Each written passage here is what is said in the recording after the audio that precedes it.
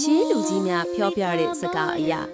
အိမ်တအိမ်အေးချမ်းစိမ့်လန်းပြီးကံကောင်းခြင်းချမ်းသာခြင်းတွေမပြတ်စေခြင်းရင်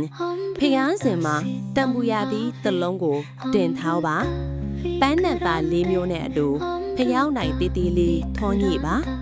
ဖျောင်းနိုင်အလင်းရောင်ကတက်ဝင်ယုံကြည်မှုကိုထင်ဟပ်စေမယ်